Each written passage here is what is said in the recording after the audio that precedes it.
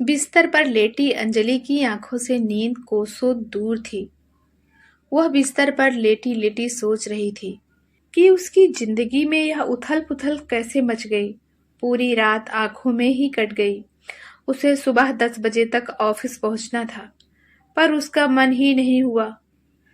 वह सोचने लगी, पिछले साल ही तो उसकी शादी अमन से धूमधाम से हुई थी। अमन को वह काफी समय पहले से जानती थी। दोनों कॉलेज में साथ ही पढ़ते थे। अक्सर दोनों के घर के लोग भी मिलते जुलते रहते थे। किसी को भी इस शादी से कोई परेशानी नहीं थी। अतः लव मैरिज बनाम अरेंज मैरिज होने से कोई परेशानी नहीं हुई। शादी के बाद अमन ने अंजलि को बहुत प्यार और सम्मान से रखा। इसलिए अमन से शादी करके अंजलि स्वयं को बहुत खुशहाल समझ रही थी। समस्या तब उत्पन्न हुई जब उस रात वह फोन आया। फोन अमन के लिए था। कोई महिला थी। उसने अंजलि से कहा, प्लीज अंजलि फोन अमन को दो। फोन सुनते ही अमन बहुत बेचैन हो गया। अंजलि ने पूछा तो बोले, मेरी चाची का फोन है, और फिर बिना कुछ कहे सुने तुरंत चले गए। सुबह के 4 बजे लौटे तो बेहद उदास और परेशान थे। अंजलि ने उन्हें परेशान देखा तो उस समय कुछ भी पूछना उचित नहीं समझा।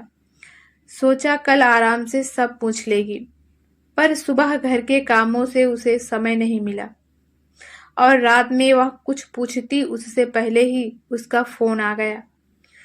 अंजलि के फोन उठाते ही उस महिला ने कहा, अंजलि फोन जल्दी से अमन को दो। अंजलि के बुलाने से पहले ही अमन ने उसके हाथ से फोन ले लिया। अंजलि रसोई से कान लगाकर सुनने लगी। थोड़ी ही देर में अमन की आवाज आई, चिंता मत करो, मैं अभी आता हूँ। और अमन बिना किसी से कुछ कहे चला गया। अमन अंजलि के बार बार पूछने पर भी ठीक से कुछ नहीं बता पाया। अगली बार जब फोन आने पर अमन बाहर निकला तो अंजलि भी सतर्कता से उसके पीछे पीछे निकल गई। उसने ठान लिया, आज सच्चाई जानकर रहेगी। कौन है यह महिला? मुझे भी जानती है। अमन उसके बारे में कुछ बताना क्यों नहीं चाहते? क्या कुछ गलत हो रहा है? अमन की गाड़ी एक मशहूर होटल के सामने रुकी। वह लगभग दौड़ता हुआ सीढ़ियां चढ़ता ऊपर चला गया। अंजलि भी उसके पीछे पीछे हो ली। अमन ने एक कमरे में घुसकर अंदर से दरवाजा बंद कर लिया। थोड़ी देर बाद दोनों कहीं बाहर चले गए। अंजलि जानना तो चाहती थी कि ये सब क्या चल रहा है, पर ऑफिस के लिए देर हो जाती, इसलिए मन मार कर ऑफिस के लिए निकल गई। वह ऑफिस आ तो गई, पर उसका मन काम में नहीं लग रहा था। होटल के कमरे की हलचल में ही अटका था। वह सोच रही थी कि क्या अभी भी अमन होटल में ही होगा या अपने ऑफिस चला गया होगा। उसने अमन के ऑफिस में फोन किया तो पता चला वह तो 2 दिनों से ऑफिस नहीं आ रहा। अंजलि चकरा गई कि अगर ऑफिस नहीं जा रहे तो कहाँ जा रहे हैं। घर से तो सही समय पर ऑफिस जा रहा हूँ कहकर निकल जाते हैं। उसने सोचा कुछ तो गड़बड़ है। अंजलि का समय काटे नहीं कट रहा था।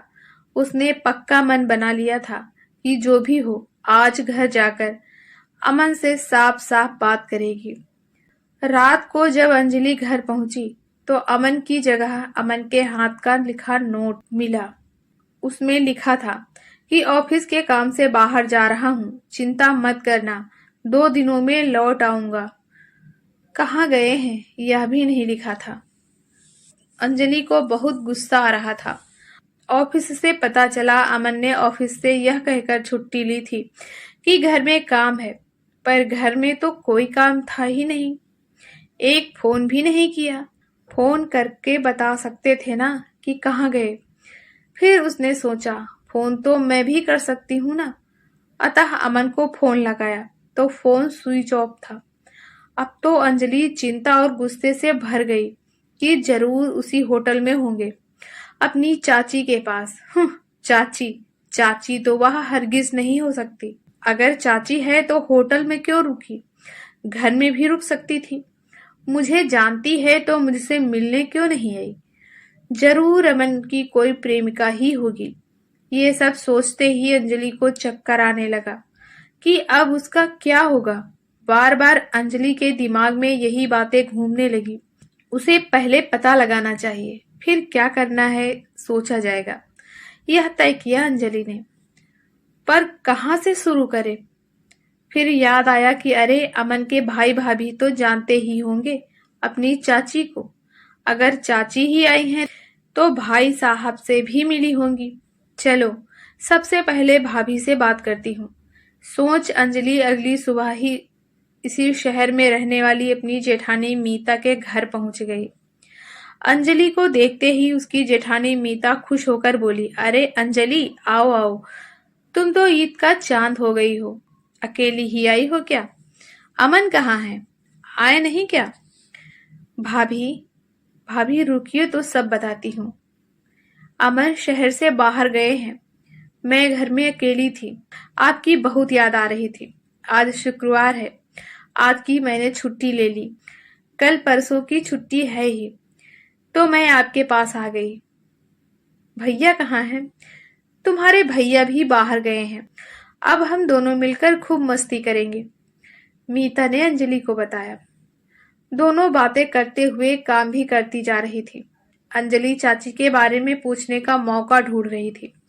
मीता ने बातों बातों में अंजलि से जब पूछा कि कोई खुशखबरी है क्या, तो अंजलि ने शर्माकर अपना मुंह हाथों में छिपाकर हाँ में सिर हिलाया।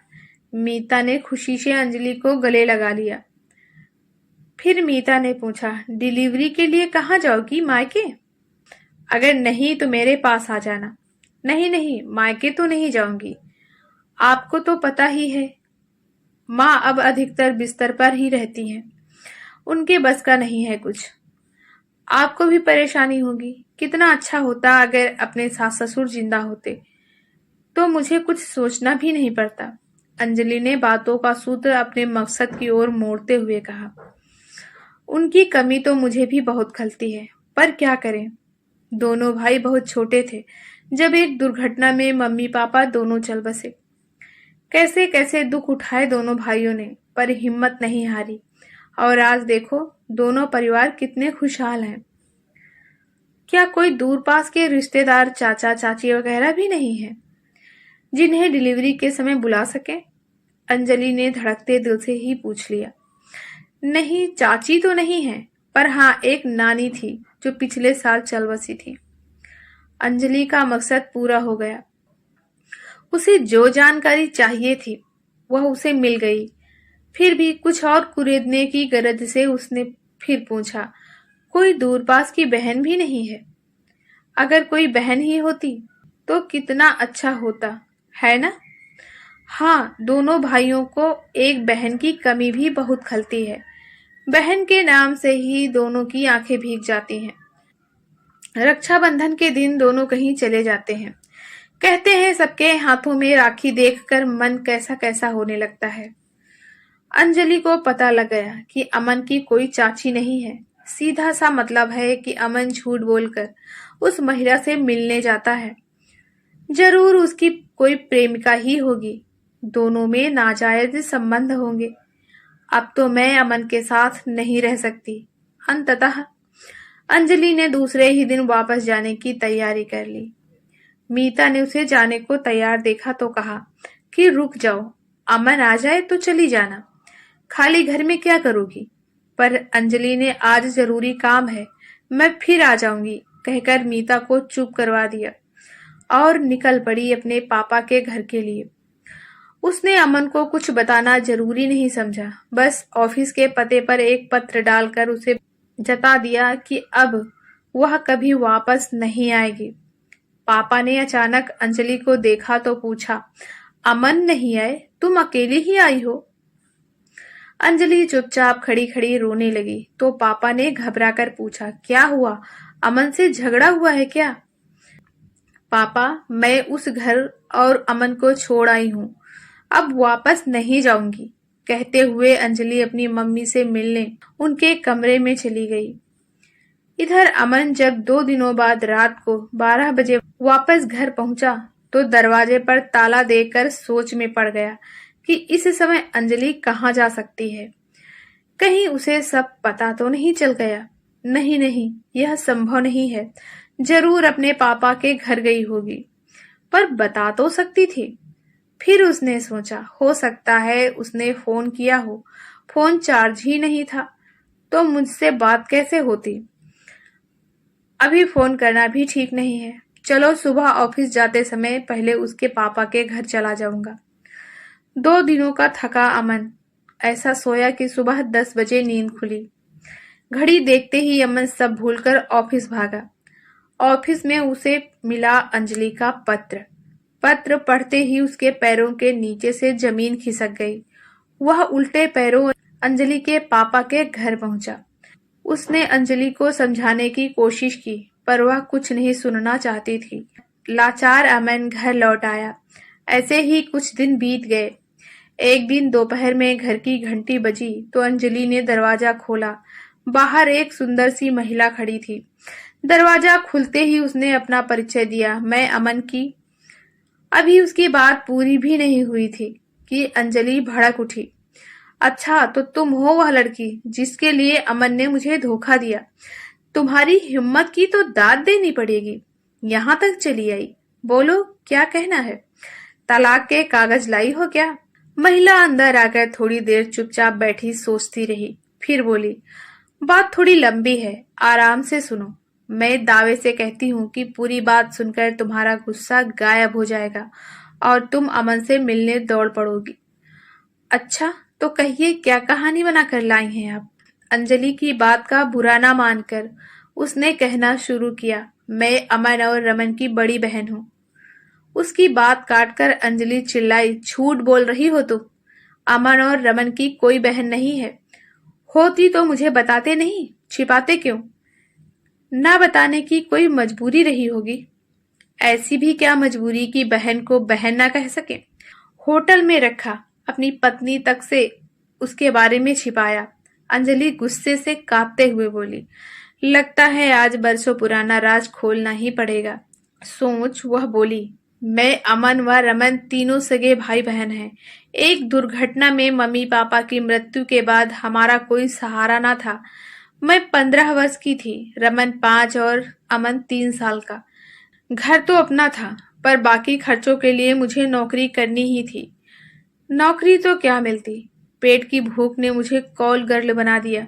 फिर एक सेठ जी की निगाहें मेरी सुंदरता पर पड़ी और उन्होंने मुझे एक अलग घर में रख दिया। बदले में उन्होंने मेरा और परिवार का पूरा खर्च भी उठाया, पर इस शर्त पर कि मैं अपने भाइयों से कभी नहीं मिलूंगी, बस उनकी बनकर रहूंगी। मैंने उनकी शर्त मान ली और उन्होंने मेरे भाइयों को पढ़ा लिखा कर नौकरी भी दिलवाई। आज उनका समाज में एक नाम है, तो उन्हीं के कारण। ठीक है, पर कैसे मान लूं कि आप सही बोल रही हैं। अंजलि ने पूछा। तब उस महिला ने अपने पर्स से एक फोटो निकाल कर दिखाया। उसमें अमन व रमन के अलावा अंजलि के सास ससुर और वह महिला भी साफ दिखाई दे रही थी। शक की कोई गुंजाइश ही नहीं थी। फिर भी अंजलि ने पूछा, जब अब तक सामने नहीं आई, अपने भाइयों से दूर रही, तो अब क्यों हमारी जिंदगी में आग लगाने आ गई। ठीक कहती हो तुम, आग ही तो लगा दी है मैंने तुम सबकी जिंदगी में। विश्वास करो, मैं तो यूं ही गुमनाम मर जाना चाहती थी, पर सेठ जी नहीं माने। जब डॉक्टर ने उनसे साफ साफ बता दिया कि अब वे महीना 2 महीने के ही मेहमान हैं, तो उन्हें मेरी चिंता हुई। अपने घर तो वे ले नहीं जा सकते थे, इसलिए अमन व रमन को बुलाकर सारी बात बताई और मुझे अपने साथ ले जाने के लिए कहा, क्योंकि मरने से पहले वे मेरी सारी जिम्मेदारी भाइयों को सौंप कर निश्चिंत होना चाहते थे। मैंने तो मना किया था, पर वे नहीं माने, क्योंकि मैं कैंसर की लास्ट स्टेज पर हूँ। मुझे देखभाल की जरूरत है। वैसे वे एक बड़ी धनराशि मेरे नाम छोड़ गए हैं। तुम्हें कुछ नहीं करना पड़ेगा। तुम्हें परेशानी नहीं हो, इसलिए तो मैं घर भी नहीं आई। मैं वादा करती हूँ कि अपनी परछाई तक तुम लोगों पर नहीं पड़ने दूंगी। बस तुम अपने घर चली जाओ। पूरी बात सुनकर अंजलि ने उठकर अपनी ननंद सीमा के पैर छुए और कहा, अगर अमन पहले ही सब सच सच बता देते तो बात इतनी बढ़ती ही नहीं। खैर, अब आप वही करेंगी जो मैं कहूंगी।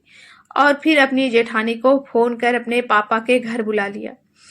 दोनों मिलकर कुछ कार्यक्रम बनाकर अपने अपने घर चली गई।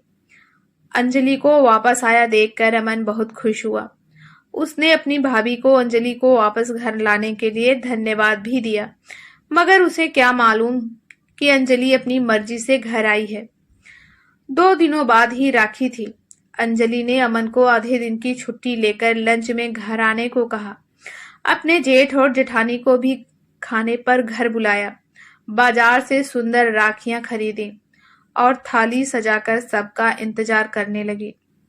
अमन और रमन एक साथ ही घर पहुंचे, जबकि मीता सुबह ही घर आ गई थी। अमन और रमन अंदर घुसते ही हैरान हो गए। घर अच्छी तरह से सजा हुआ था। टेबल पर एक थाली में राखियां देखकर दोनों ने एक दूसरे को देखा। फिर अंजलि से पूछा, क्या है ये सब? आप लोग राखी के दिन हमेशा उदास हो जाते थे, तो हमने आपकी उदासी दूर करने के लिए एक ननद बना ली है। आइए दीदी, अपने भाइयों को राखी बांधिए। अंदर से अपनी बहन को आता देखकर दोनों भाई एकदम से घबरा गए। जब अंजलि और मीता ने उनसे कहा, आप क्या समझते थे, हमें पता नहीं लगेगा? हम आपसे बहुत नाराज हैं। हमें बताया क्यों नहीं? हमें पराया ही समझते रहे आप दोनों। अपना घर होते हुए भी अपनी बहन को होटल में रखा। इतना सुनते ही दोनों भाइयों की जान में जान आई। दोनों ने अंजलि और मीता से माफी मांगी। सीमा ने खुश होकर अमन व रमन को राखी बांधी। अंजलि और सीमा ने कहा, बहनों को राखी बांधने पर कुछ देना भी पड़ता है, याद है कि नहीं? अमन व रमन दोनों अपनी जेबें टटोलने लगे, तो सीमा दीदी ने दोनों के हाथ पकड़कर अपने माथे से लगाकर रूंधे गले से कहा, आज तो मुझे इस जीवन का अमूल्य उपहार मिला है। आज मुझे मेरा मायका मिल गया। अब मुझे किसी चीज की जरूरत नहीं। तुम सबके साथ बाकी बचा जीवन चैन से बिताऊंगी और चैन से मरूंगी। और फिर अंजलि का माथा चूमते हुए कहा, तुम्हारा यह एहसान मैं जीवन भर नहीं भूलूंगी। तुमने मुझे खुले दिल से स्वीकार कर मुझे सारी खुशियां दे दी। आज सबके चेहरे पर सच्ची खुशी फैली थी। इस वर्ष का रक्षाबंधन जीवन का यादगार दिन बन गया। वर्षों बाद अमन व रमन की सूनी कलाइयां फिर से सज गई थी। आज के लिए बस इतना ही। जल्द ही मिलते हैं किसी अच्छी सी नई कहानी के साथ।